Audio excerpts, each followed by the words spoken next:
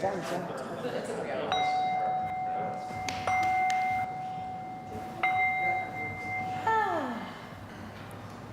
and blessings. So we're super excited because every time we have a discussion about the work that Dr. Ware is doing, the work that we're doing in the Social Wellness Club, we get a lot of excitement about the energy that the music, the energy that we can create as a community when we're all talking about health and wellness. And I feel like every single person in this room, because I know almost everybody, has had conversations with people that they did not know before and realize that those conversations require you to explain a lot about how you live your life. Whether it's the foods you eat, whether it's your fitness routine, whether it's whatever your philosophy is about how we take care of ourselves as we age. So we wanted to create this intelligent aging workshop to give you free information about tips and tricks that you can use to improve your aging process, to feel better, to sleep better, and to live better. So today I'm super excited that not only we have Dr. Ware dropping all of our scientific medical knowledge, but Wesley Saunders, who might as well be an honorary doctorate in, because he's created his West Juice line, and he's going to tell you more about that. But I feel like especially elite athletes spend a lot of time and energy focusing on how they take care of their bodies, because their body is their business. But really, all of our bodies are our business. Like if we don't have this functionality, this agility, this balance, this flexibility, health and wellness, what else do we have? So as an NFL veteran, I know that he's been in a space of being in the league, having to take care of himself, and then all of the athletes I work with after they've come out of professional play actually have more struggle as they age and have to be even more proactive about taking care of themselves. So I think that was one of Wes's motivations, and he'll talk more about that. But I just wanted everybody to be aware that, you know, if you think about your body being your business, then now's the time to make sure that you're the manager, the executive director, the president, CEO, and just managing to make sure that what you're putting in is working for you and creating the energy, the health, the wellness that you deserve. So with that, I'll have Wes introduce himself and give a little spiel, and then we'll let Charlie take over. And we're gonna have a really good community discussion forum. So if you have questions, if you wanna interject, just time it right and feel free to, create a conversation out of what we're creating today. Right on. Thank you. This mic is going to the live stream. Yes. What's up, all my people at home out there? Everyone here, y'all looking so beautiful on this Sunday morning. Thank you. As Christine said, my name is Wes Saunders, 4-year NFL veteran with the Pittsburgh Steelers and the Indianapolis Colts.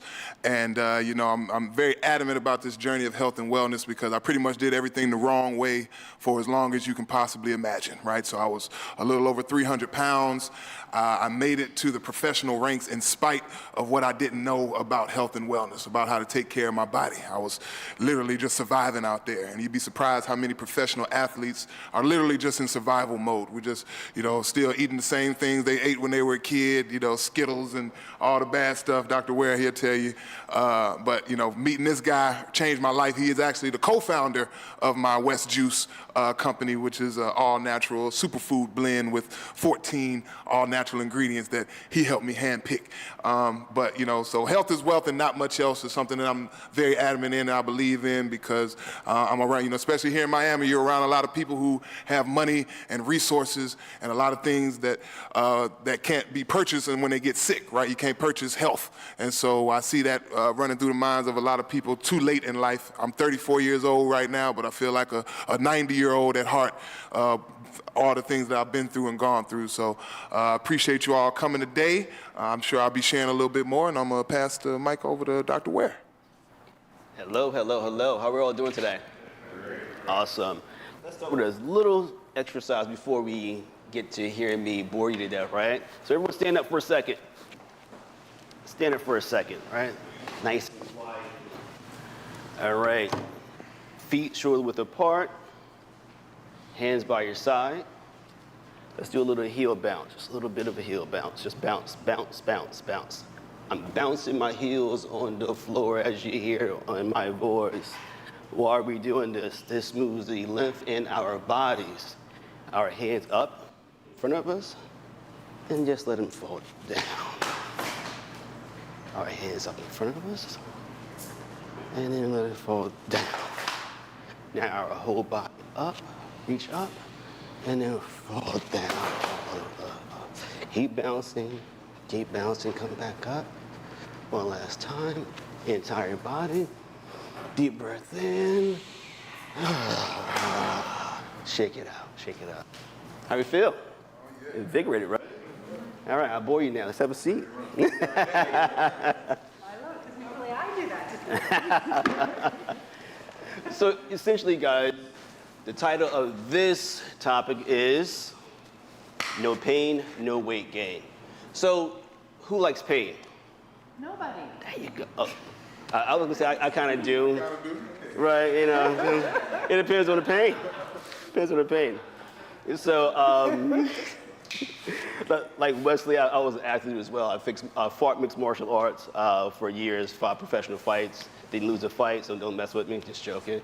But I'm also played AAA baseball for a year as well. So my biggest reason for even getting into all of this was trying to keep myself well. You know, as I said last week in our first lecture, I also do have sickle cell beta thalassemia. So pain is something that I know very, very well. Anyone who knows anything about sickle cell disease, the pain can be debilitating. Most individuals die from it. But again, one reason why I want to speak to you guys about pain is because one of the reasons why we're kind of empty right now. Last week we were packed to the brim. We are afraid of it. Most individuals are so afraid of pain that we don't want to understand it. We don't want to understand how we can get past it very, very easily. Pain is something that our body recognizes as there's something wrong. Even a headache, like last week when I left here because I forgot to have food all day long, so I went somewhere else. Had a headache when I got home, right? Why did I have a headache? I was deficient.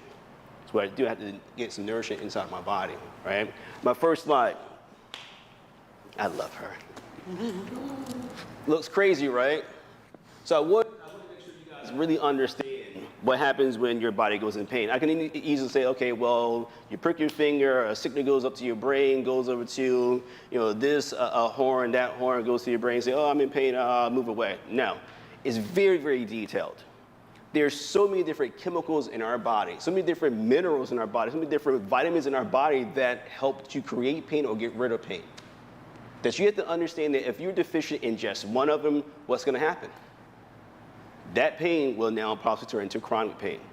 So yes, I also told you last week I had an accident. Someone backed into my car on the highway for some reason, it was crazy. And I have 2 herniated discs, right? So, no, I'm fine.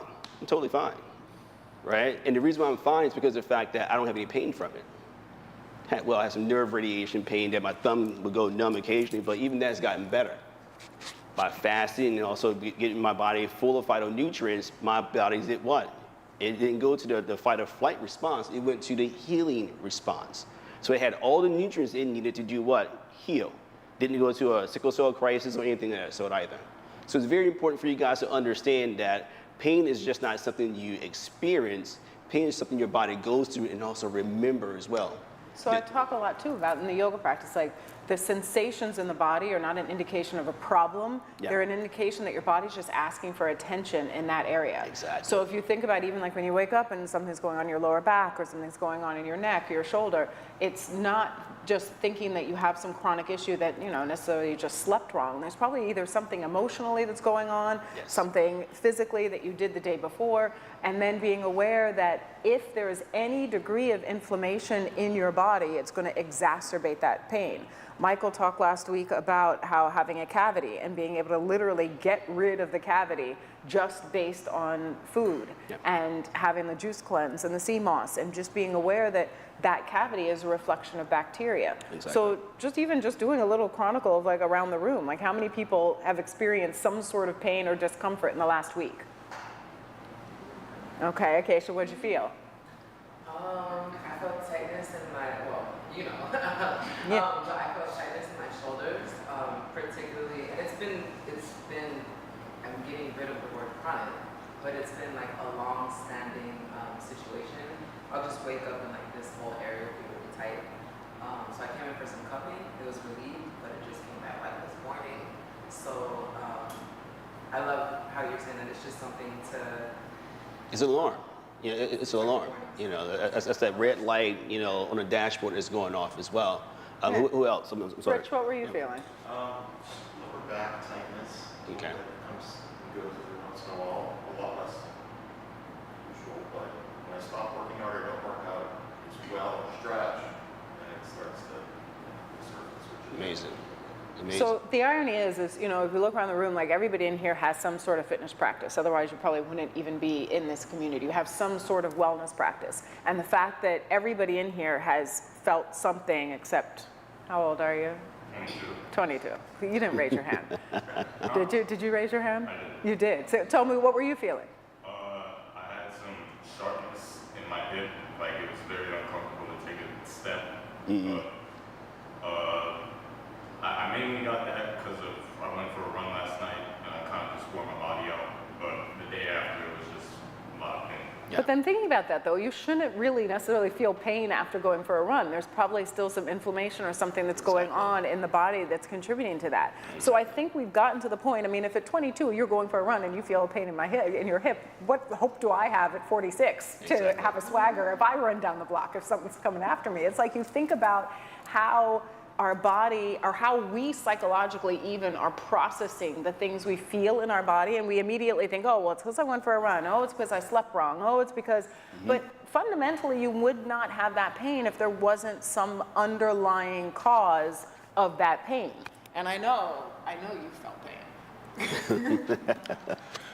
I'm very familiar with pain, yes. I actually have it tattooed on my chest twice, once in Arabic and once in English. Without pain, there is no life. And, you know, from an ancient biblical standpoint, pain is almost necessary to get you to the next step. So if you can address it, you can attack it. Dr. Ware, I've had issues in my back, and he does something in my foot, and all of a sudden my back isn't hurting anymore. So it's always something that's connected. So at this point in my life, I'm almost searching for the pain. I'm searching for the discomfort so we can find it, and then we can fix it, and then we can go to the next step. So, you know, super important. The other funny thing is when we're being stretched, or someone is trying to stretch us, and we are avoiding that pain in that stretch. Now, yes, there are certain areas that you're like, yeah, it feels like something's about to tear, but for the most part, we're finding that pain because of the fact that those fibrin need to be released. And you're like, that hurts. Like, yeah, it's gonna hurt for like 3 seconds. Uncomfortable. Right? Yeah. And the difference between pain and just like, you know, not understanding the mechanism of it as well. So yes, being comfortably uncomfortable is okay, right? So if you wake up and you're like, oh, I'm in pain, is it really pain or are you a little uncomfortable? Then stretch. Hydrate yourself, right? Do the simple things first and foremost, because the first thing most of us do, well, it's not in this room, right? A lot of Americans or people in general will run to do what? Let's take something forward. Immediately let's mask the pain, let's get rid of the pain. I'm fine, the pain's gone. No, it's not. It really, really isn't.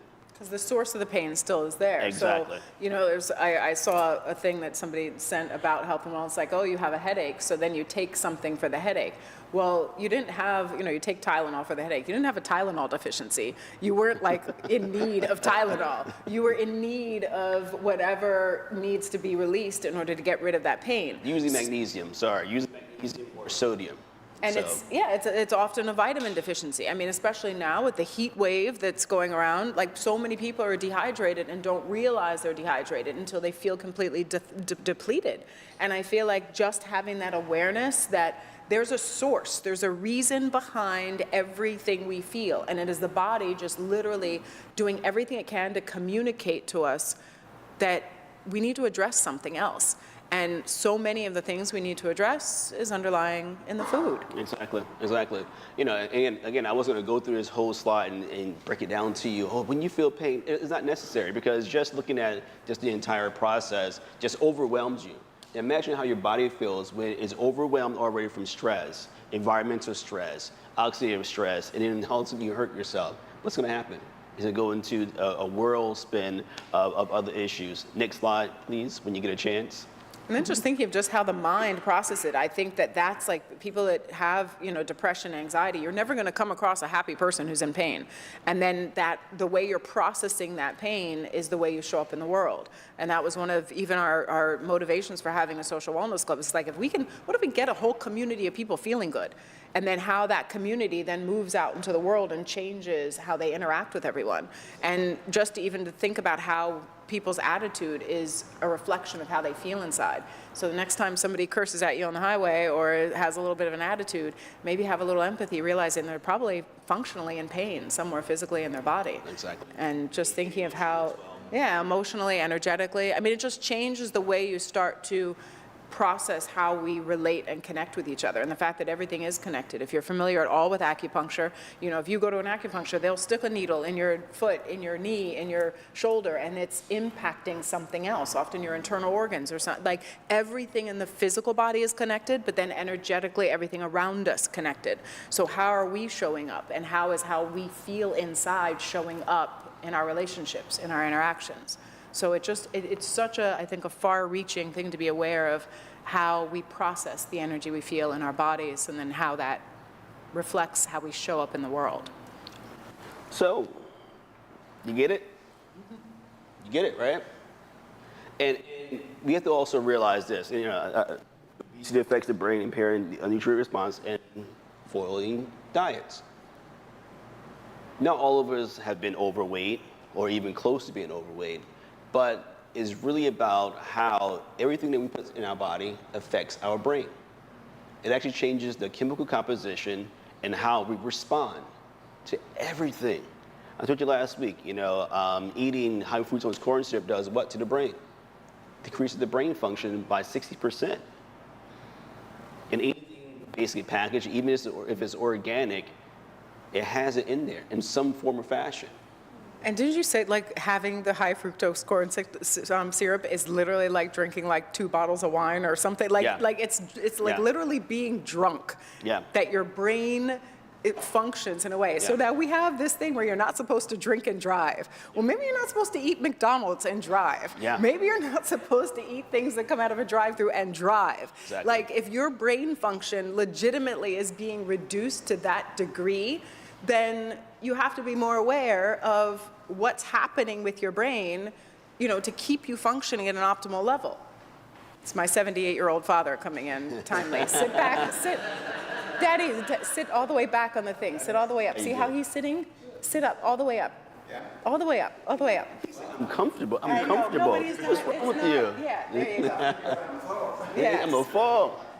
The beautiful thing with this guy, I want you to also understand this, is how the brain is changing so that it's not allowing you to express certain nutrients. Now, if you understood that first slide, where if you're not able to produce your potassium, your substance P, and all these other great chemicals, your body is not going to recognize pain. It's going to start more so saying, okay, well, I'm used to being inflamed. I'm used to, having swollen feet and hands. And the other thing that I love telling my patients, I'm like, listen, you're not fat, you're toxic. Your fat cells, where most of your toxins are even stored, are being inflamed to the point where that's where most of your inflammation really is, right? So fat cells, you really can't, get any more when you have liposuction, things of that sort. You're destroying all your fat cells. That's why usually someone's arms get big or whatever else gets big, because you're destroying the things that your body is needing to help you get rid of toxins in the body. But when those are inflamed, it's very, very hard to get rid of inflammation because it's mostly the toxins that your bodies are now storing. And this is because your brain is now saying, well, we want that stuff around because I don't have any way to detox it out your body. So it's a brain functioning. So I don't care what diet you're on. This is why it says you can lose weight for a week, 2 months, 3 months, 6 months, whatever. And all of a sudden you start to gain it back, no matter if you're eating the same great stuff over and over again, because your brain is now changing. But there's ways to change the chemical composition of that. Well, yeah, I'm no stranger to obesity. I was actually literally obese, but of course, I like to talk about in the sports world, we kind of overlook that stuff. If you're a growing boy and you can move somebody off the line or catch a touchdown pass, then they overlook all the health implications, right? So, especially growing up in the South, I grew up in North Carolina where, the economy is run off tobacco and pork. And so, every meal has sweet tea. Yeah, exactly. Yes. So you know what time it is. North Carolina, South Carolina, it's crazy. And so there was not a day went by that I didn't have a soda. Every day I had high fructose corn syrup. Like no meal was complete without meat. And so once I got into the professional ranks and realized I had to take care of my body, and I broke my foot, so I got about a 5-inch screw in my foot. And so I was out in Texas training at the Nike facility, and they were telling me, hey, your foot, you didn't break first, you had a stress reaction. So something was going on with my foot that I didn't listen to at first, and I just kept pushing it, and then the crack came. And so after that, I wasn't able to run in the combine. My draft stock took a hit. So there are a lot of things that went wrong after I didn't listen to my body. And so going forward, I realized how important that was to check that check engine light. Everything, what is that? You want to get on it immediately because it can spiral out of control. And I don't care what nobody say, being obese ain't the way to go, right? Me being that big, I had man boobs because I was eating so much sugar, like I couldn't get rid of them, and I didn't know what it was. I grew up with terrible acne that was probably induced by the sugar and the dairy. So, it was a lot of things that I went through as a kid that nobody had any clue to do with my diet. So. Exactly. And Blaze and I were just having a discussion. Do you want to share what we talked about when you were saying, checking in with how you want to feel and how you kind of go through this checklist in your mind of, do you want to sleep better? How do you want to feel based on what you want to eat? Putting that spot. I think one of the biggest things is actually the psychology of food, like how to actually detox yourself off sugar. Yeah. Because a lot of times, I'm a sugaraholic. I want to eat cookies from morning till night. So to me, the idea of giving up sugar is like mind-bending. It feels like almost like AA. Like you need assistance, you need help. Thinking, okay, I'm never going to eat sugar again in my life. That's a hard reality to think about. But it's really what you should be thinking. You should be thinking like, okay, this isn't going in my body anymore. I really thought it was like Christine. I thought it was like being the bodyguard for your mouth, And you have to really watch everything that's going in because no one else is going to do it for you. It's just you, And if you want to just follow through with life and just eat complex carbs, and I see so many of my friends because people are asking me now, you're on that diet, and I explain to people, and I explain to my neighbor, he's like, I eat my 3 quarts of avocados every week, and that's the way I am. And I said, that's great, well, you have early Parkinson's and you're 59 years old. Yeah. You have so many problems, you can't even practically walk. And I said, let me figure out how many teaspoons of sugar you're eating a week. And I figured it was 263 teaspoons of sugar a week. And it's jaw dropped. Yep. And he was like, he left there, he's like, done, I'm not doing it anymore. Yeah. And they're talking about drinking Gatorade. Bottles of Gatorade. It's crazy. 9 grams of 9 teaspoons. And I made up a little water with some stevia and a lemon. And I said, try that. He's like, that's amazing. I'm like, okay, well, that's good for you. Zero sugar. Yeah. But you just don't make the effort. You don't make the effort to think, okay, how do I get rid of this? How do I actually mentally think of not eating carbohydrates? And this has been, I've been doing it for about 10 weeks now. And it's amazing. It's like anything. You don't want to do this because you don't want to go through that week or two of uncomfortable. And it is uncomfortable when you actually pick all this stuff up. It's very uncomfortable. Uncomfortable is putting it light. I said uncomfortable is putting it lightly. Right? It is. Yeah.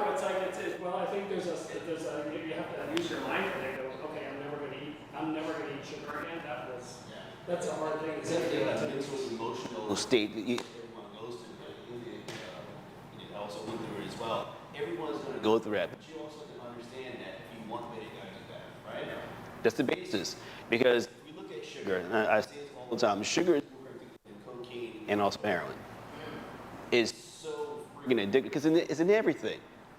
So why is it that they use it so much? Because you can sell more. You can do more with it. People are going to love it. Oh, it tastes so good. You throw a little sugar on it. Some more sugar. Some more sugar. So you got to be very, very careful with the fact that you're now addicted to something that it can be also creating pain, creating your weight gain, creating toxins, creating a system in your brain. This is what happens. Your brain gets so used to it that your brain is like, wait a minute, if I don't have that, what would I do? Then you get the hangries, you get the depression, you get the anxiety, you get the suicidal thoughts. Within the first, I say 72 hours of someone quitting sugar is as if they're going through a heroin withdrawal. Well, and the thing is then immediately when you get rid of the sugar, it takes probably 4 or 5 days to I felt noticeably better. My energy changed completely within 5 days. And After that, then I don't crave the sugar. And I laughed because I was on a plane sitting next to some dude eating a chocolate brownie, which smelled normally like something I would have, like my mouth would have been watering and salivating, and all I'm doing is looking at Buddy, and I'm just like, you don't know what that bacteria is thinking about that brownie you're putting in your mouth, because it's just thriving off of it. And it starts to change the way you perceive the food. Yeah. I was starving the other day leaving here, and I was like, oh, normally, I would have stopped somewhere to pick up something, stopped at Whole Foods, stopped at the vegan restaurant I like, stopped somewhere and picked up food. I get to the point it gets a little crazy because I don't trust anybody's food. Like, I don't feel like I want to know exactly what they're putting in it. Yep. That's what we're talking about, like having a chef that works for us, that is creating foods with integrity that we know don't have sugar, don't have yeast, but taste good, because you're not sacrificing taste if you get a little more creative about it. But I just think that we've gotten so conditioned into like the picking up food. I mean, I went to the vegan restaurant that I love the other day, picked up something, and even the woman, it's funny because she came to the first one and she's like, I don't think there's anything in here that you can eat.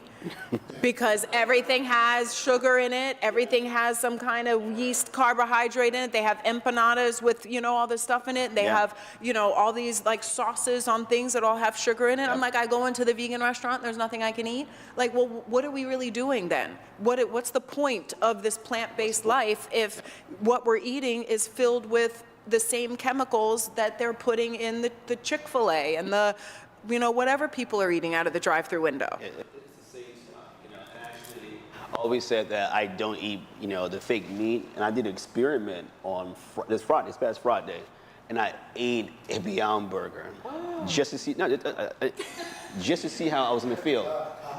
Yeah, and honestly, I still feel ill from it. And it's not me to exaggerate. No, I wake up every morning without any pain. I do my stretches or whatever. Saturday morning, I woke up, my neck was stiff. I have a torn labor in my hip. That was hurting. My low back was. I don't have low back pain. I'm like, what the hell did I do to myself? It was one little stupid burger that I'm like, we're eating this stuff every day, all day. And I'm still bloated from it. Oh, it's healthy, it's plant-based. Like, it's not a plant in that freaking thing at all. Yeah. It's not a plant in there, So why do I even do that? Because I want to see what some of my patients are coming in and say, oh yeah, I'm plant-based. I'm like, but you're eating this, like, it was disgusting. It was literally disgusting to eat something that doesn't have any nutrient value to it at all. And when I got halfway done, I'm like, I'm done with this. I can't do this anymore. I can't eat this. And like I said, next day, I'm still bloated. I'm taking all my stuff, whatever. I was constipated until like last night from it. And I go twice a day, sometimes 3 times a day religiously. And I was like, I haven't gone to the bathroom all day. And I'm like drinking water, drinking all my stuff, and slamming more food in my belly to push it all down. And it finally came out. I was like, holy crap. And I still, I woke up relatively well this morning. But again, just think about it. That's supposed to be plant-based and healthy for us, right? Michael, I'm going to put you on the spot because I know you're making sea moss and doing your thing. Talk to us a little bit about the sea moss and. So backstory. I used to drive trucks. And when you drive trucks, Wow, yeah. you go to a lot of, I was an owner operator, so when I go somewhere, I just back in, they give you a hat and a vest, and you go and you roll. If you eat something in a can, you go to the place that manufacture that, do the lining for the cans. You have to wear a respirator to go wear the chemical that they use inside the cans. Monterey, California, there's a dude in a tractor, hermetically sealed, with a respirator, spraying strawberries. Yes. So, after seeing that, I'm like, the food that I eat, I work for Whole Foods, pick up stuff from the ship, take it to Denver, and they repackage it, and it goes to this supermarket, that supermarket, and Whole Foods. So after you see that, I started to develop an opinion on whatever I'm eating. It doesn't matter what kind of labeling is on it. If somebody's making money off of it, they don't care about, they just put a name, organic, and so My cousin and I, we started like gardening. We talk to people who have backyard space and stuff like that, and we garden and for the most part eat off of that. Sometimes I'll cheat, I'll eat fish, but so the sea moss, that's something I grew up in Jamaica. I grew up, seeing my cousins and all of them, the Rastafarians. They were no salt, sea moss, and so I said, you know what? Let's do that. So we've been doing sea moss before it became a thing, So I remember when I met you, I was doing MMA, or attempting to do MMA, and I was talking to you about my back issues and how, because I was driving trucks, the guy was like, hey, the chiropractor is like, your back is done. Ever since I met you, I'm in the gym. I'm gonna be 51 in a couple of weeks.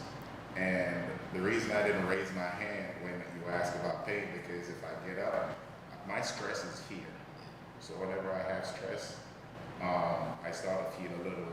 And from the sessions we did way back when, I know that, hey, go do this, go do that, and stretching and all of that kind of stuff. So I kind of negate that. But the sea moss, juicing, olive oil, coconut oil, people see me drinking coconut oil. There's also a miracle thing that oregano oil, Yeah. put that in the coconut oil so we don't get sick.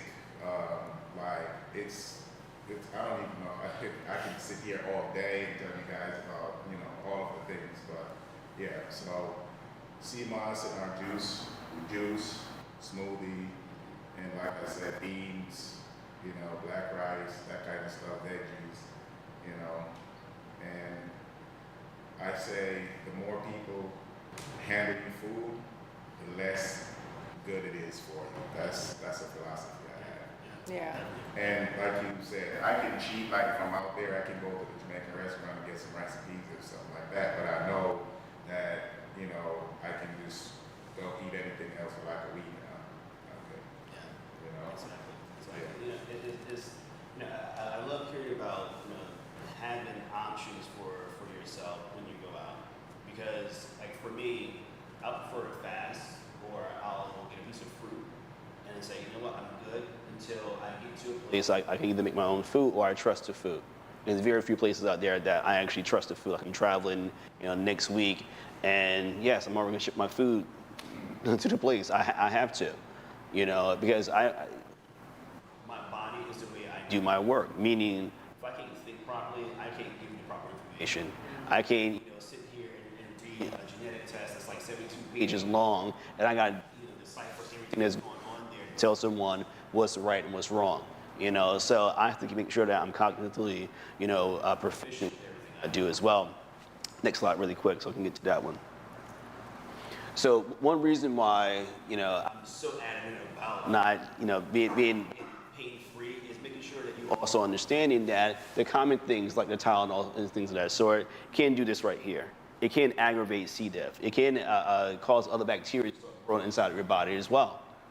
So you have to understand that what your body wants to do is heal.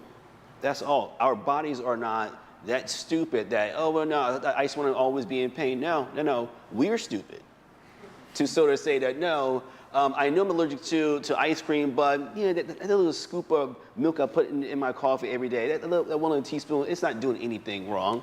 Or I'm having the R2 milk or the lactate milk. It's not the lactate. It's not, that's not what's causing the allergy. It's the casein. Everyone has this whole thing, well, we're taking care of this one thing, the easiest thing to take care of. But no, you have to understand that our bodies are not stupid. It wants to heal. We have to calm ourselves down, get out of our own ego, out of our own way, and let it heal completely. Not just in some ways, not in the way, well, that's good enough. No, in all ways, heal. You say something? No, I just feel like it's that kind of give and take about how you want to show up in the world, how do you want to feel, And then being aware that anytime that you feel that urge to complain, that there's a source for that, there's a cause for that. And I just laughed because there was a handful of the guys in the gym across the way that did the juice and the detox. And, these are 60-year-old men, and they're all talking about how they feel like, that they were when they were 15 and 20, and they're bragging about their sex lives and bragging about their sleep and bragging about like how literally just in the course of a 2 to 3 week detox, the entire functioning of their bodies has changed. And I think it's just letting that light switch go off, that that lower back pain is not just, because you lifted something heavy or twerked and did something. Just like Wes said, like predisposition to injury.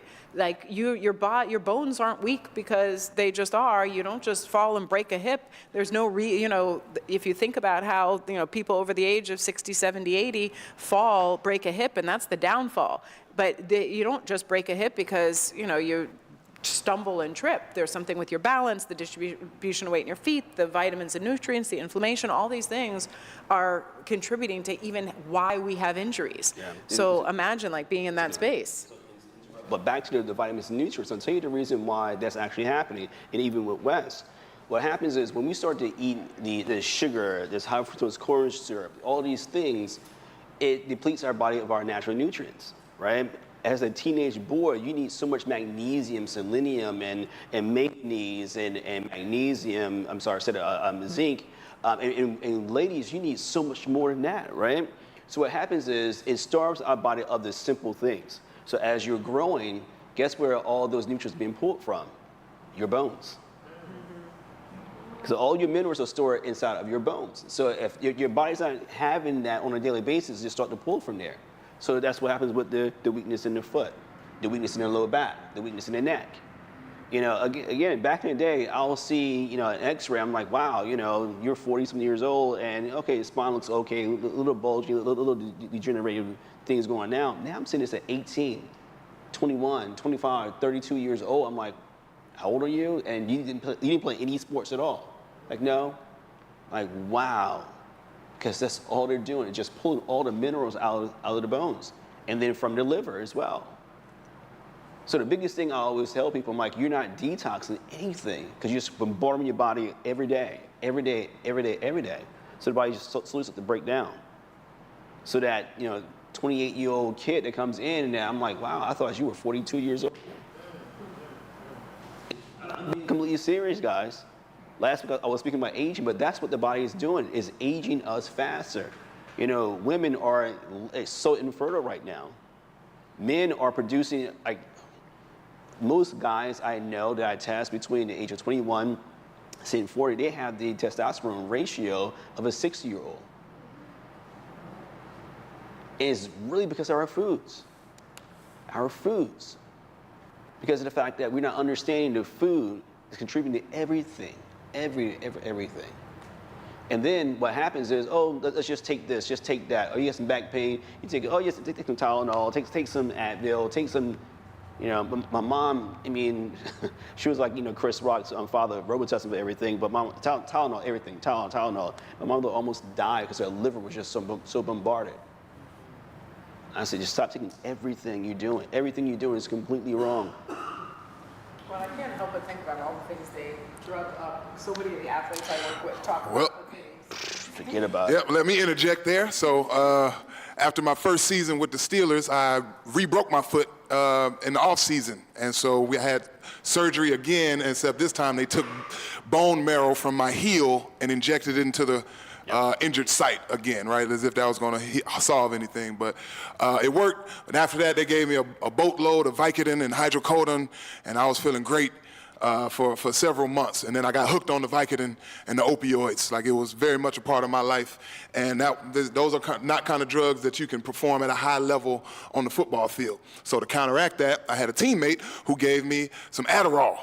And I ended up getting suspended for the Adderall because it tested positive and it's a banned substance by the NFL unless they approve it.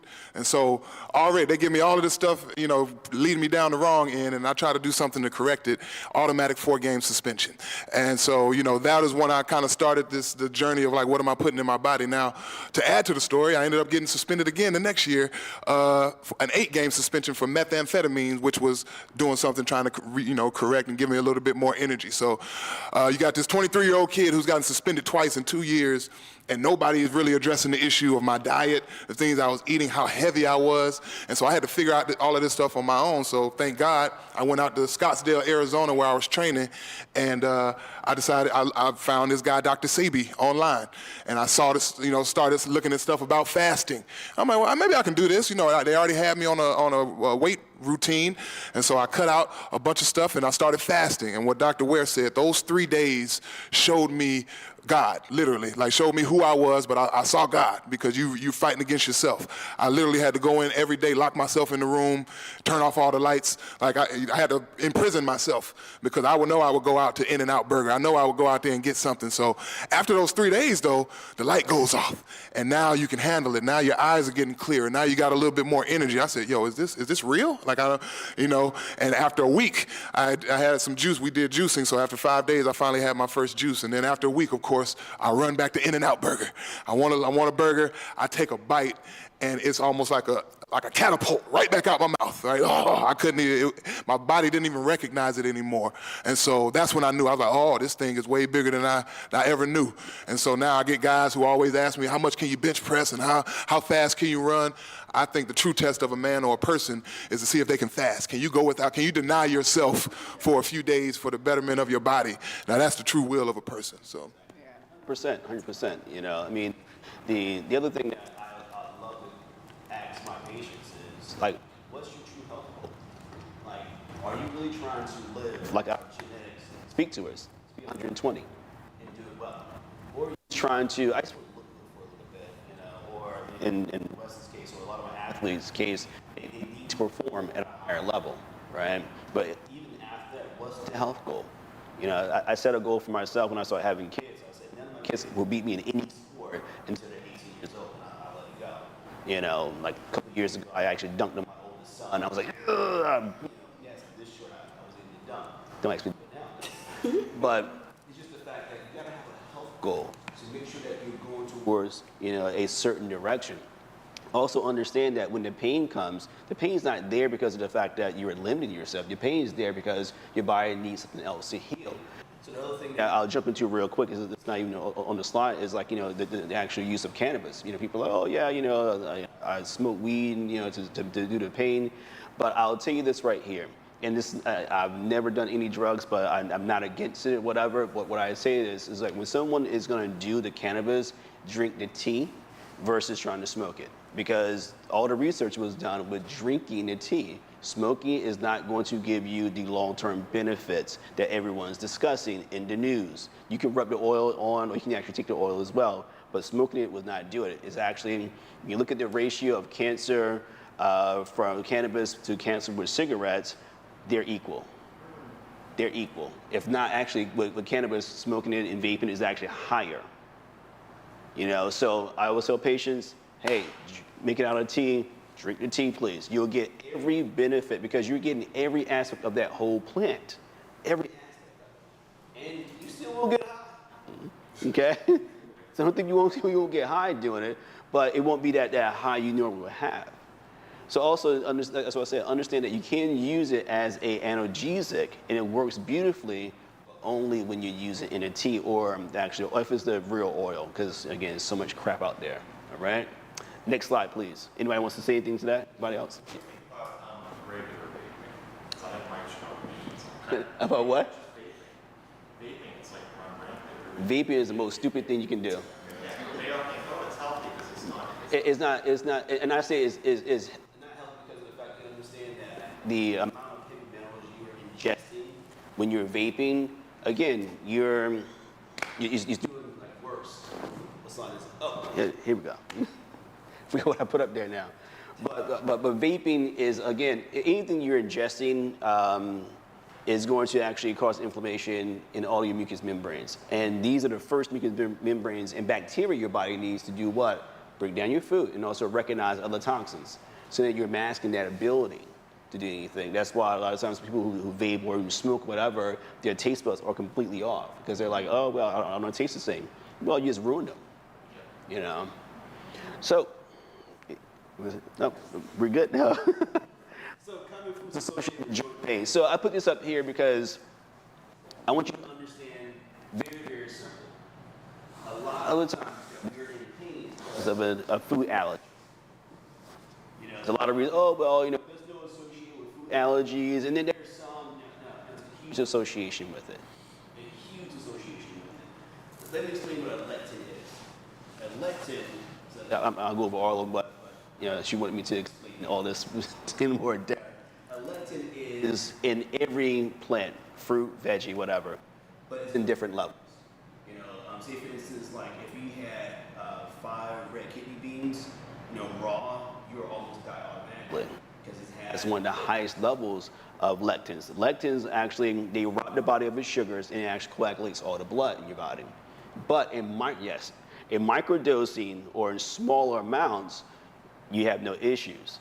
Now, some individuals have a huge genetic component to not being able to have that in their system because their body just goes haywire. It will activate something called a TNF, the tumor necrotic factors inside the body, which your body's supposed to have that to fight inflammation and also so your body won't form tumors, but you'll completely throw that off and you'll start to have issues inside the body.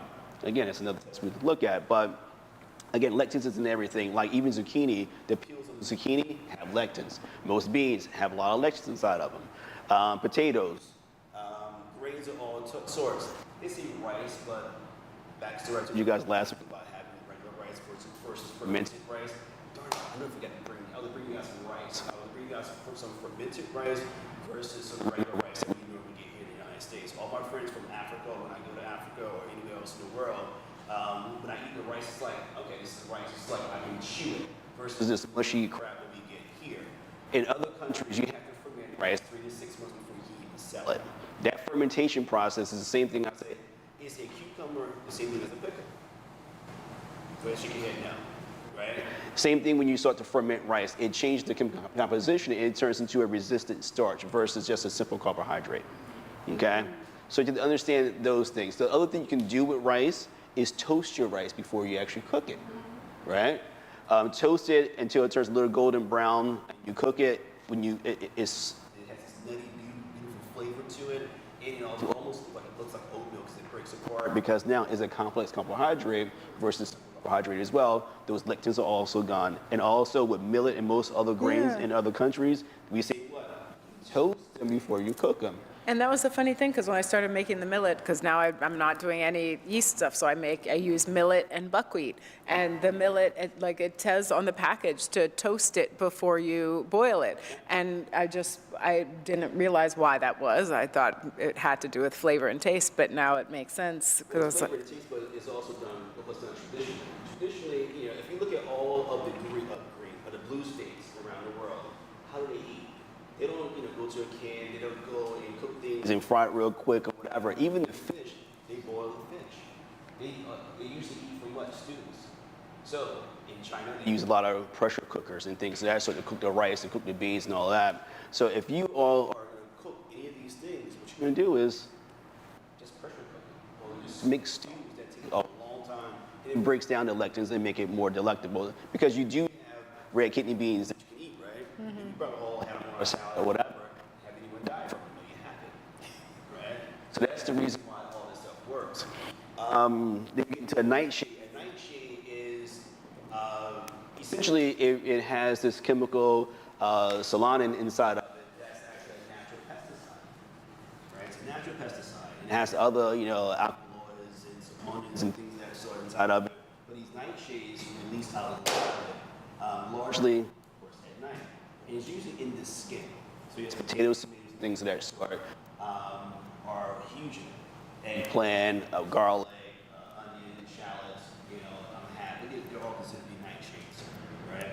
However, again, how do you know to cook it? In Italian food, you don't just throw tomatoes in a pan and and shake them around. You put them as the sauce. You cook it down very, very slowly to break down all these things. Right? And it gets rid of a lot of these lectins, all the nightshade issues and things of that sort. Individuals that usually have like heartburn after they have like a tomato sauce or whatever, it's usually because the person put a lot of sugar inside of it as well, and probably bell peppers. Green bell peppers, no one should eat those anyway because, again, they have natural toxins out there that's going to irritate the esophagus as well. So just don't eat any green peppers. The red ones or the yellow ones and the orange ones are a lot better. Actually, the red ones, no, I said the red and the orange and the yellow ones are better because that's what before they actually die. Well, and that's what makes you think too, is that the plants have these natural defense mechanisms because they don't want to be eaten.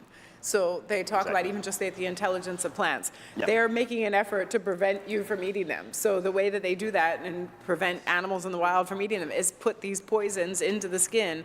And for some reason, nobody's told us and had a discussion about the fact that these poisons are present in some of these vegetables, and we're then ingesting them, and that's creating the inflammation and the issues and the problems that we have. Yeah. So it's like, I just think that we have to be more intelligent, more proactive about learning more. There's tons, the magic of YouTube University is that there is literally everything that you might ever want to know out there somewhere. Certainly you have to be discriminating about like what you immediately believe and run with and tell your friends about, but just start to understand that there's sources for these things. And so, we've been listening a lot, Blaze and I have a running chat about doctors from Harvard and Stanford and Yale and Johns Hopkins and, world-renowned scientists who legitimately have the data to back up some of these, at least, studies of what's going on, what the reaction is to people's bodies. Uric acid, talking about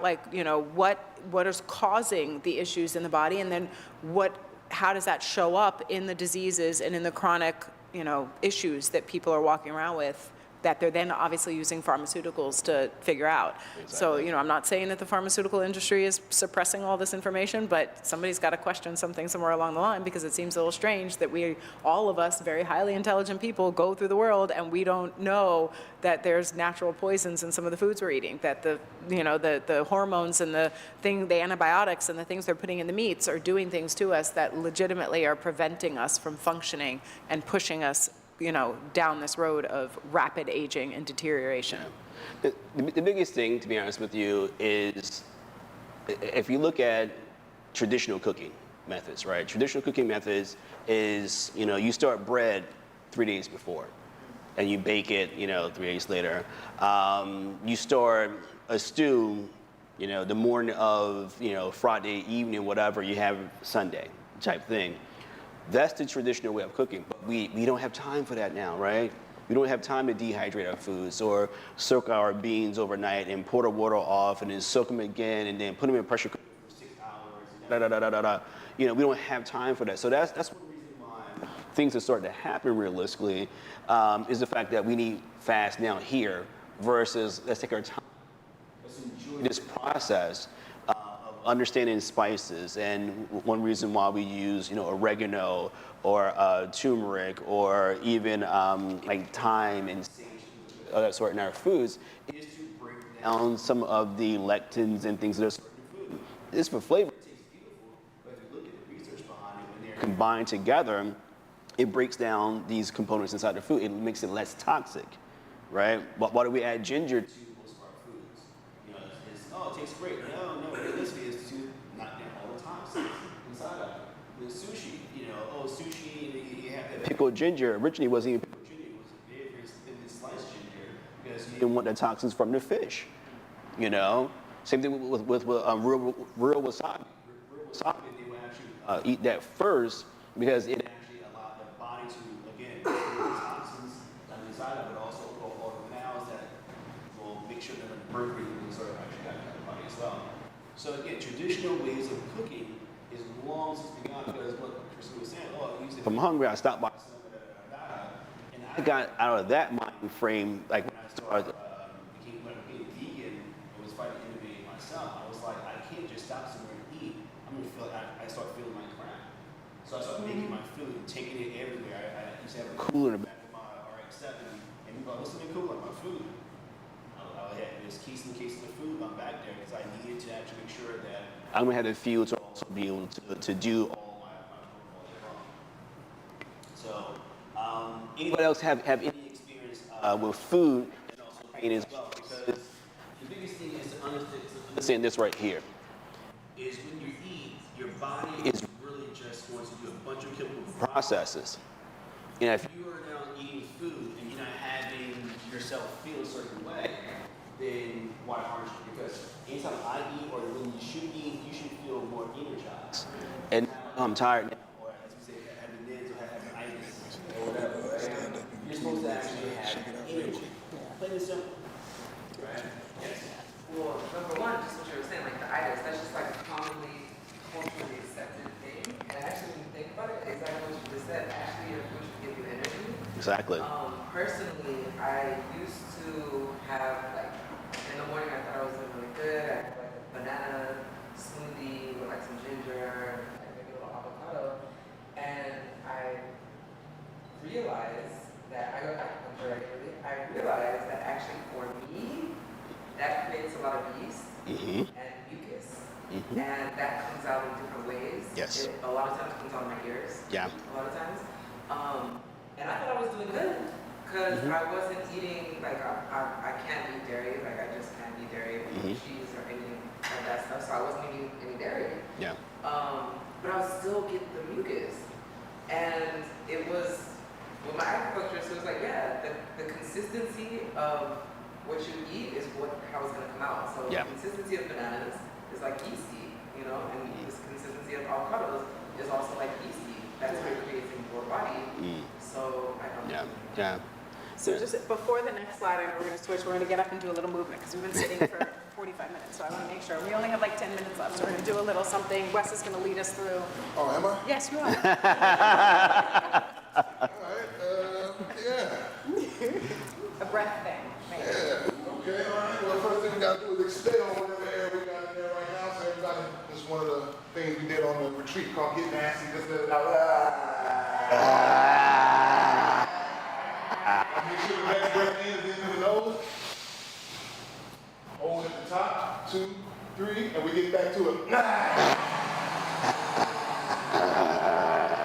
back to the nose.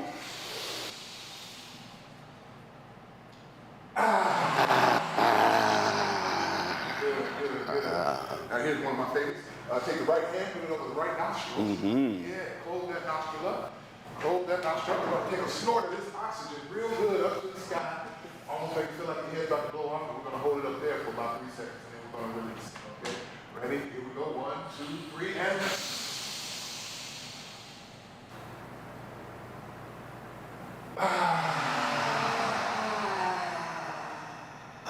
All right, one more. We're going right back into it. Hold it, send it to where it hurts. Trap it and release. One more for good measure. Collect it. Now, of course, we got to do that side, right? Yeah, exactly. All right, cool. Right. All right. Count of 3. Here we go. 1, 2, 3.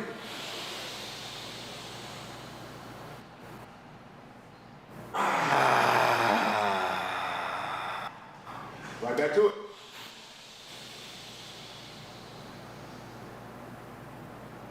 Right on. Last one.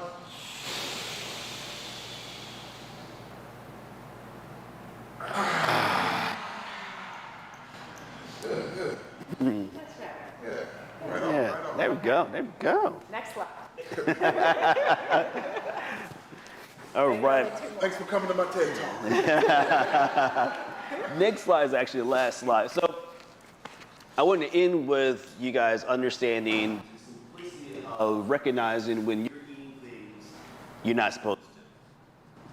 We think that when we're eating things we're not supposed to, and it's oh, well, I get a little heartburn, or yes, you can break out in hives, whatever. But the simple thing as like having a runny nose, itchy eyes, a little scratching in your throat, yes, of course, bloating. You know, the extremes are what we see with the, loss of consciousness, chest pain, but, lightheaded dizziness. You ever thought about that when you eat something? You're supposed to? The funny taste in your mouth sometimes. Stuffy nose, of course. Oh yeah, if I eat some dairy, da da da. Sounds like summer. Summer in Florida. I used to have sometimes when I go places and eat. Yeah. My tongue used to have like water bumps. Yes. Instantly. Yes. Yes. So And it's a huge allergy. Oh, or even mucus production. Ever eat something like that means you have an allergy to it. That means that could be creating your back pain, your knee pain, your shoulder pain. Rheumatoid arthritis is one of the largest ones that we associate with food allergies, right? As well as osteoarthritis as well.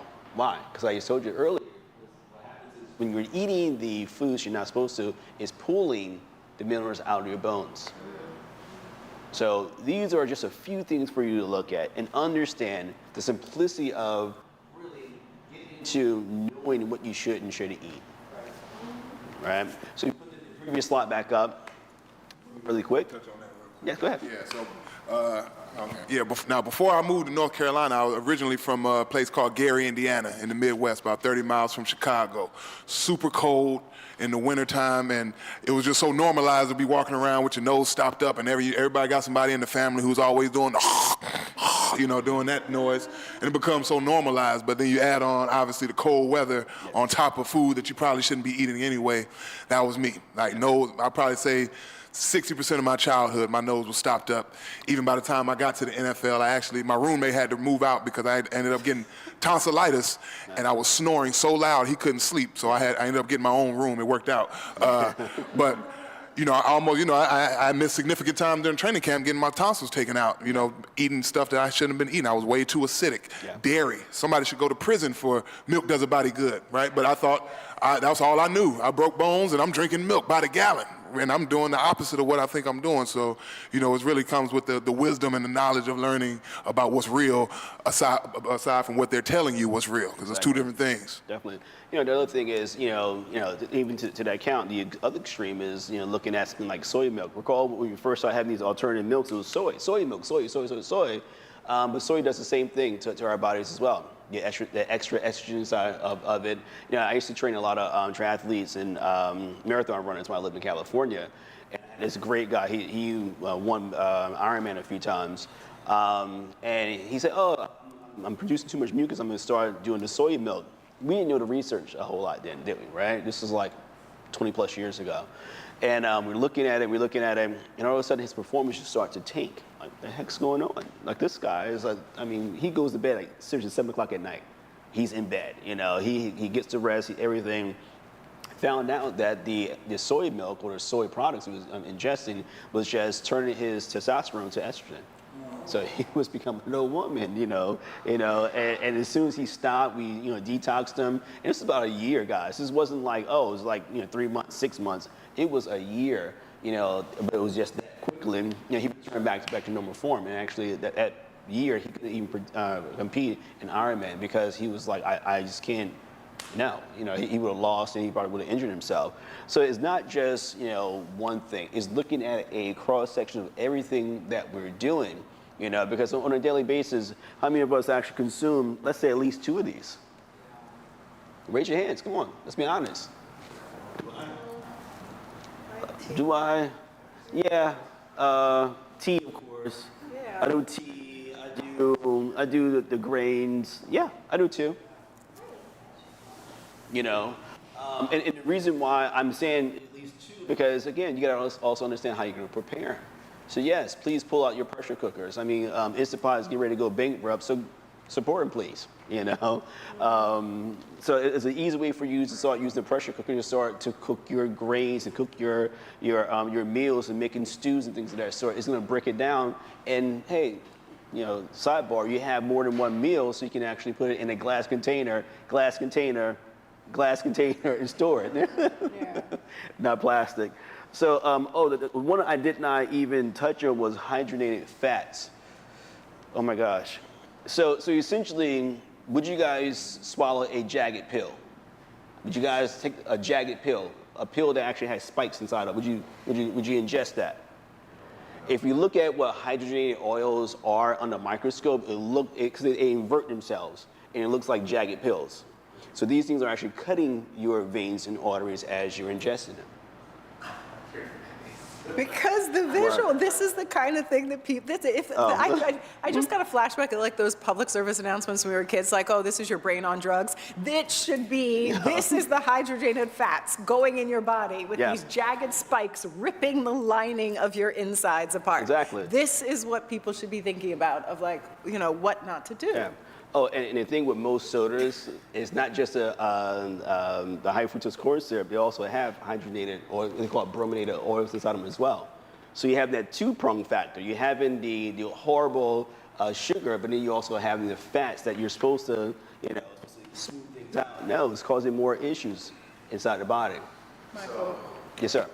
again, driving trucks, the raw product for Coke or any of that, they give you first you're driving a placard vehicle. Yep. And they give you book this stick, and they say if the vehicle is on fire, grab this book first before you get out, because what you're hauling is poison. So a placard truck basically means, a placard truck basically means that it has hazards on it, meaning it's a certain degrees of hazards. It's bio-waste material or things of that sort. So, like I said, if it catches on fire, you just can't pull over and get a hose and spray it down. It's a very specific way of doing it. So that's what you guys know. And the product I was hauling was for Coca-Cola, and it says poison.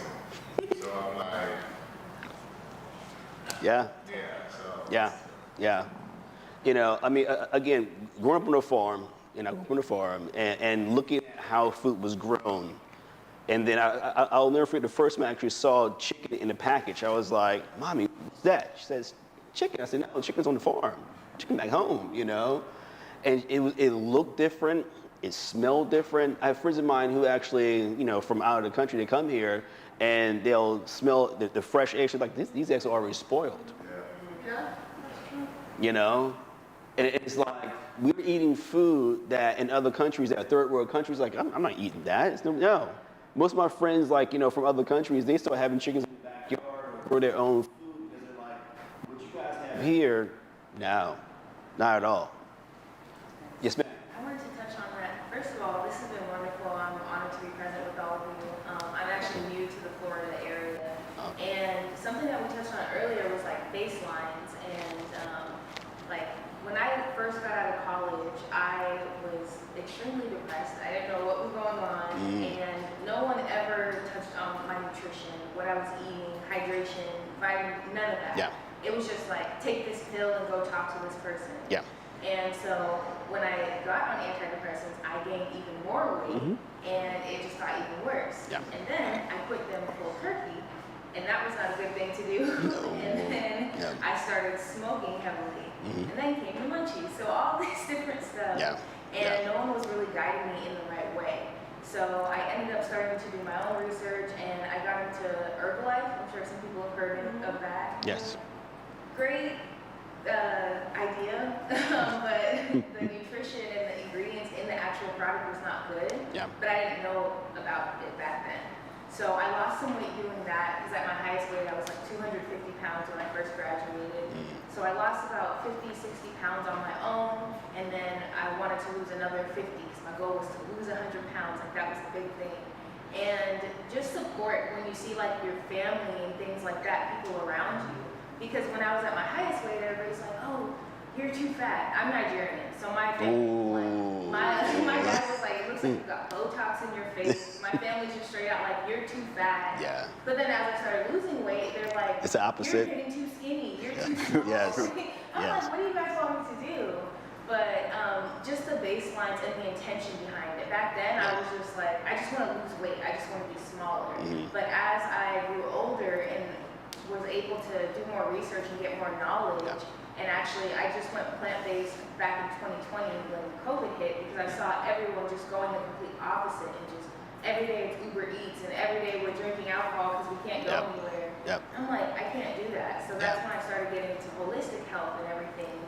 And just the mindset and intention behind it. If you're doing it to be healthy, and just as you mentioned, like making your body your business, that is very, very important. But most of us just kind of go with what we've been taught our whole lives. So, like my family, like I said, I'm Nigerian. My parents were born there, and I was born here, so I'm in like this flux area. Yeah. So when my dad heard that I was no longer eating meat, he almost like disowned me. Yes. Something to really realize is that the food here in the United States is not the same. Like we were just mentioning, there are a lot of U.S. food products that are banned in other countries. Yeah. And even going to Nigeria, I was just there in April, and I did have like some traditional food that had meat in it.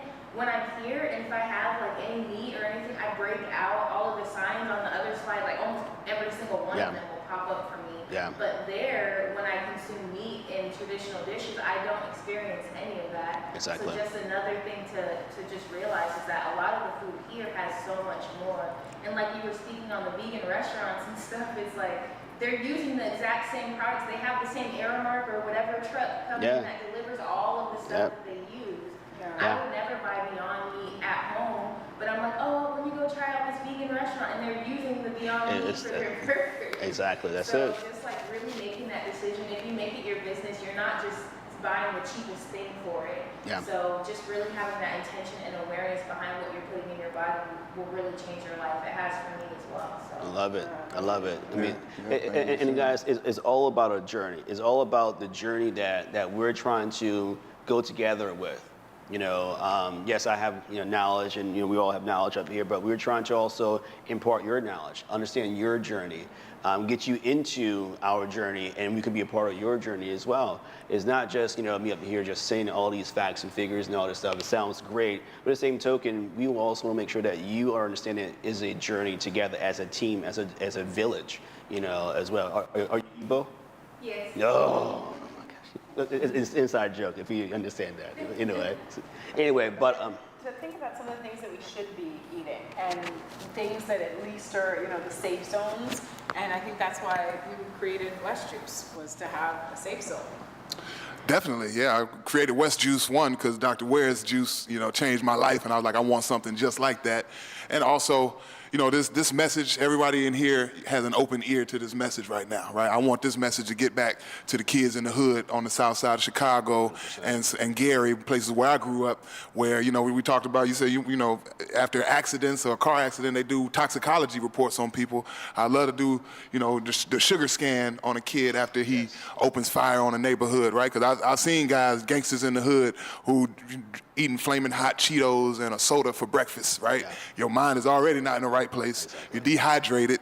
Now you're acting on impulse and on instinct. So, I think it's a lot deeper issue than we realize. And so, that's one of the reasons why I wanted to create the juice, because sometimes it's not the message, it's the messenger. Yes, and so I know I have a duty and an obligation to take this information back to people who would never listen to it from anyone else. Like, okay, he got to a pinnacle that we respect, so we'll listen to him. So I have to take that with a grain of salt, but it's super important, the work we're doing here. I appreciate you, Dr. Ware, Christine.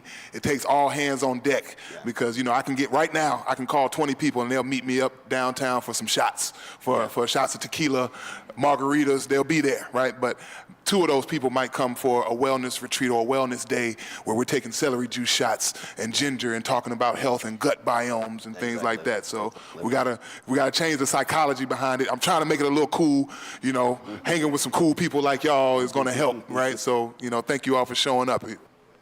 And I just got one more thing to throw out there to mention about alcohol, right?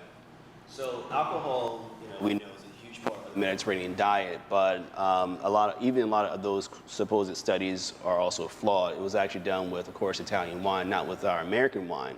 It was we're looking at wines that doesn't have sulfates, low on histamines and things of that sort. It was also really done with 1/4 of a cup a day. It wasn't done with a glass a day. It wasn't done with 4 ounces, 8 ounces. 8 ounces and all these other things. It was done with a very, very small amount of alcohol.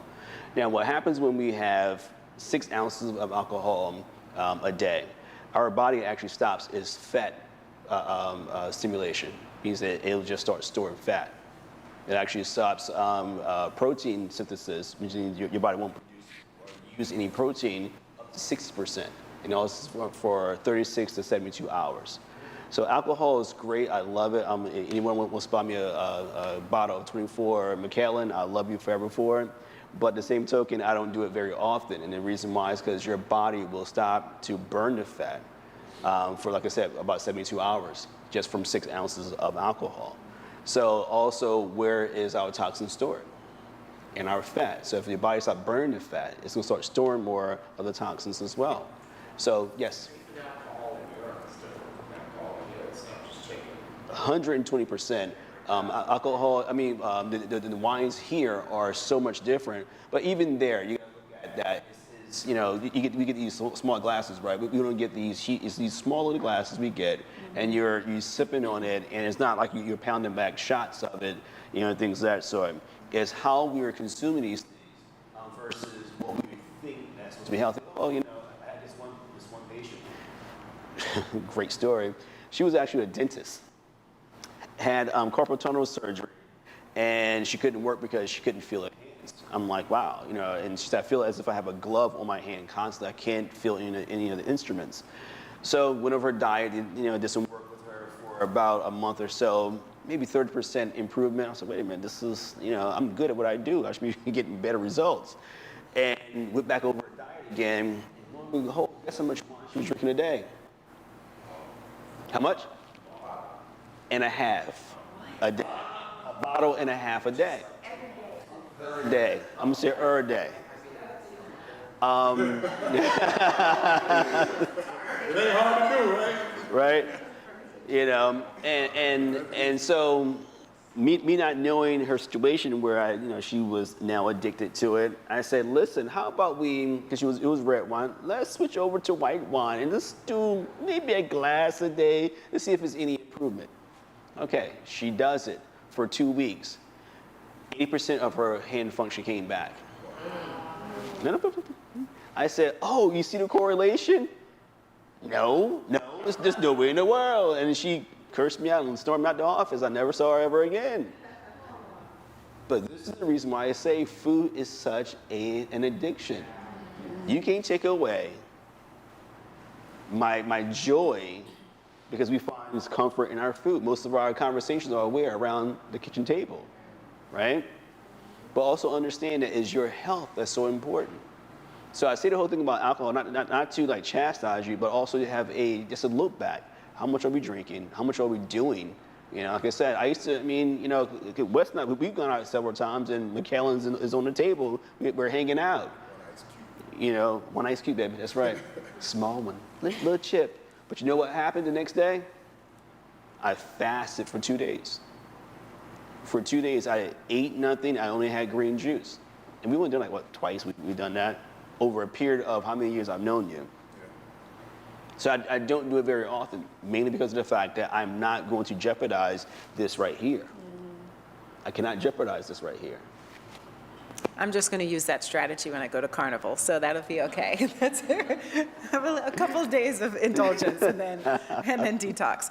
But I just, I hope that everybody walks away with feeling like they've gotten an awareness of just thinking more about your body as your business, as your most valuable asset, as something that is required for you to function optimally in the world. And it sounds silly when I say it, but legitimately, I think we take things for granted. We try to take the easy route of just purchasing something that's on the street, where, if you really take the time to think about what the impact of the food you're eating is having on your body, then you start to think differently about it. So obviously, sugar, yeast, there are a lot of options of things that you can do to get away from it, but just start reading labels. And I think when you start reading labels, you'll be really aware of, more of what is being put into our food, and that will make you be more mindful about, like Michael said, go to the source.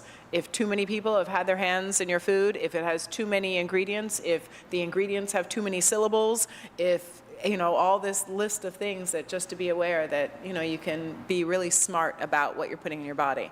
Yeah. And speaking of, ingredients that don't have too many syllables, I think you can run down the ingredients in your West juice. Yeah. I can't.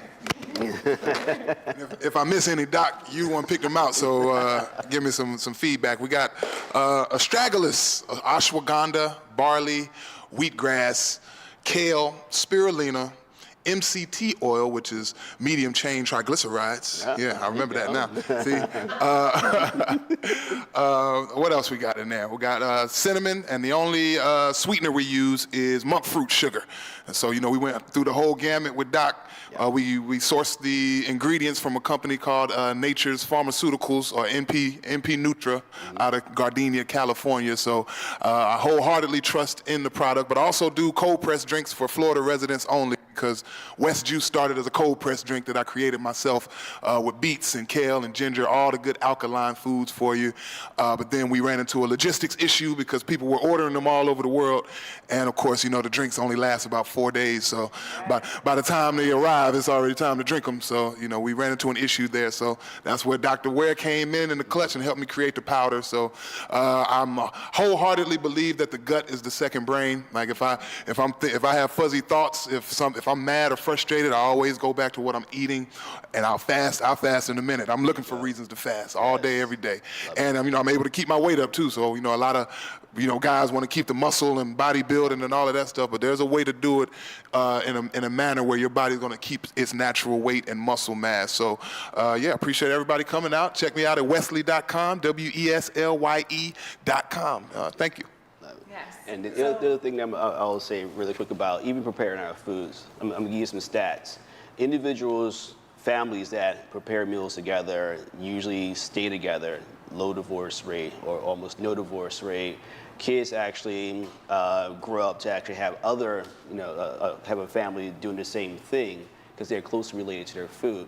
Individuals who don't have any sort of cooking skills usually are single and or tend to be high divorce rates and things of that sort. This is something of the stats. Now, I look at these stats because of the fact that we have this disconnection with understanding when we're preparing meals together, is that time to talk, to get close, to understand each other a lot more intently and intimately as well.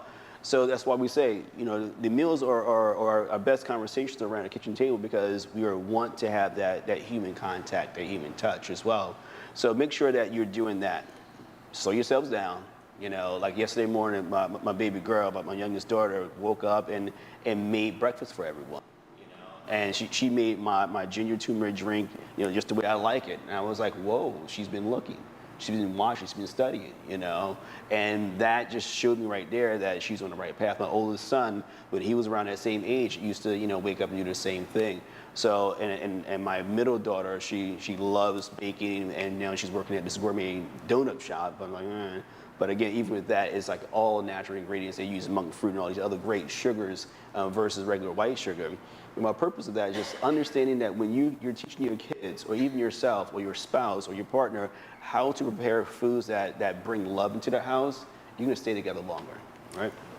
So speaking of staying together longer, just feel free. I want everybody to talk and communicate, connect. If there are people that you resonate with, exchange numbers. We want to just build the community. Please tell people what we're creating here. The next one is August 20th, and August 20th is using your genetic code to your advantage. So we're going to talk a lot about what you can learn about your genetic code. If you want more information about anything that we're doing here, socialwellnessclub.net. You have the opportunity, if you want to, learn more about what Dr. Ware is doing, what some of our other presenters are doing, so that you can take advantage of their services if you'd like. Everyone here today gets a free in-body analysis. So we have the in-body machine over in the next building. Rory, who is one of the trainers here at G21, it's a personal training facility, so anything that you ever need with regard to your personal fitness, Rory's going to take people over and we'll come and check on you, but you stand on the machine. It gives you an entire body composition analysis. If you've never done one, do it, so that you know what your baseline is. You can download the InBody app for free, and then when you get your printout, you can scan the QR code and you can track your progress. So I invite you, especially if you do it today, when you come back August 20th, we'll do it for you again, and that way you can kind of see what you've been up to over the last, month or so. I just want to briefly introduce Jan, who's a blood micrologist, and she is going to be presenting, we haven't solidified the date yet, but hopefully September, October, and Jan, I just think, is the coolest possible thing that you could ever do. She takes a drop of your blood, puts it on a microscope, blows it up for you so you can see everything that's happening in your red blood cells, white blood cells, what's happening in your body. So Jan, just a quick rundown of just what you do and what you found and what you see in people's blood. Thank you so much, everyone. So it's great to see so many people here on a Sunday morning and to connect. I do believe it's going to take a community, grassroots, to come up from underneath the heavy burden of the medical model and what it's done to us. But having said that, the microscopy, you almost got it right. I mean, I couldn't pronounce the word for a long time myself, but I'm a registered nurse, was in the medical model in neonatology for a long time, and decided that there had to be a little bit more to what we are all feeling, because people were taking all these pills and no one was feeling very good. So I had a health crisis of my own, which seems to be what can motivate people to make a change, and wound up out in Idaho with a naturopath who was doing blood microscopy. And when I saw it, it just resonated with me, and I bought a microscope on the spot, came back to South Florida, and that was about 15 years ago. And for people who have done alternative medicine, we kind of had to stay under the radar for a while. But now I think it's our time to shine, and people are looking for other alternatives, and so that's where I find myself with the blood microscopy. And yes, I do take a finger stick of your capillary blood, which is where all the action seems to happen in terms of looking at your blood. We see your red blood cell things to Blaze, who insisted that I get a gigantic screen. I was looking at it in a little screen. He goes, Jan, come on, supersize it. Once I did that, I saw things I never realized were there, actually. So thank you for that, Blaze. But we look at the integrity of your red blood cells. We see if your white blood cells are happy, what's happening. We see what's in your plasma. And this is a post-COVID world, I have realized. And we're seeing some interesting things. So if you are one of those people who are not feeling like you used to, and for various reasons you can't seem to get back up on your horse health-wise, this is a tool that you can use to help motivate you and maybe point you in the right direction. I love working with people such as yourself. Thank you. For juices, nutrition, it takes a whole team. Yes. It seems to put a person back together. So thank you for that opportunity. Yeah, so as long as you're on the newsletter, you'll get updated about when Jan's speaking, and so better be in contact. But August 20th is the next one, and I just want to say something quickly about outline. Hi guys, my name is Zabalebe. I'm also one of the channel at CrossFit 21 Fitness. I've been in the fitness industry for over 8 years, and there is something, since we are all super conscious about our health, I want to share something that absolutely changed our life, like my life. Have anybody heard of Kangen water machine or no? Yeah, Kangen water? Yeah. So I've had mine for over 4 years. Also my girlfriend, she's also a registered nurse, she's a travel nurse. So we help people educate on the water, because it truly changed my life, because when I came to the United States, I always had issue. I could never drink water and eat food at the same time, because I was getting bloated.